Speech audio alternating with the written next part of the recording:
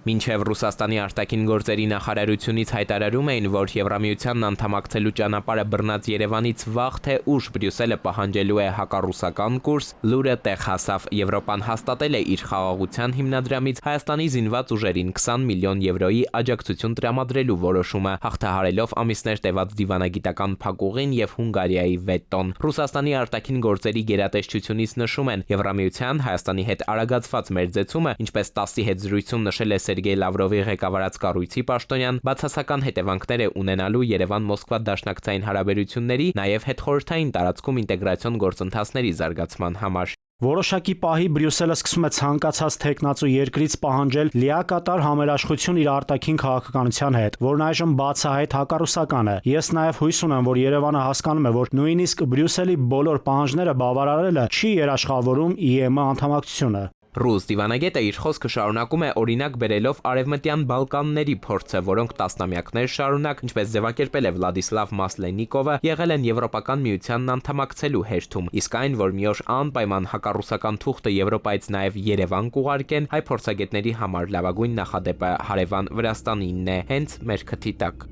Կլասիկ դասական օրինակը դա Վրաստանի տարբերակն է, երբ որ մարդերի գունավոր հեղափոխությունից հետո Վրաստանը որդեգրեց արևմուտքին, Եվրոպական միությանը եւ ՆԱՏՕ-ին անդամակցելու շատ հաստատական եւ համոզված կուրս,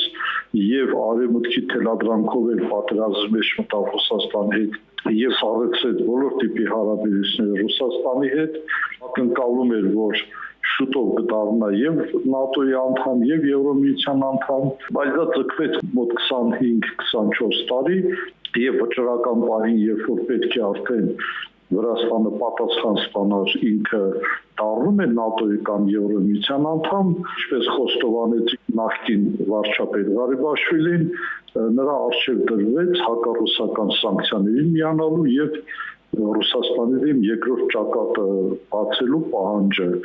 Ինչի մասին է վկայում ռուսաստանցի պաշտոնյայի հայտարարությունը, հայ-ռուսական երբեմնի ռազմավարական, եղբայրական հարաբերությունները, չնայած Հայաստանի իշխանությունների հավաստիացումներին, այնուամենայնիվ այլևս առաջվանը չեն, արտակարգ եւ լիազոր դեսպան Ձյունիկ Աղաջանյանի խոսքով Երևան-Մոսկվա շփումների ներկա փուլն իրականում ավելի սուր է, քան հնարավոր է այդ տպավորությունը ստանալ արտգործնախարարության ներկայացուցչի հայտարարությունից։ Այդ հարաբերությունները իրենք շատ վատ հարթության վրա են գտնվում, շատ իջեցված, նվազեցված,